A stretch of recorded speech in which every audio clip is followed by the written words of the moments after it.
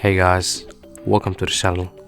In this video, I'll show you how to set up the sleep timer on Android. Let's get started. First, what you want to do, you want to of course play a song. Then here, you'll see these triple dot buttons over here. Then you tap it. And then here, you'll see sleep timer. And then you'll see options like 5, 10, 15, 30, 45, 1 hour, minutes, or you can choose end of track to stop playback when the current song finishes. Tap the time that fits how long you want the music to play.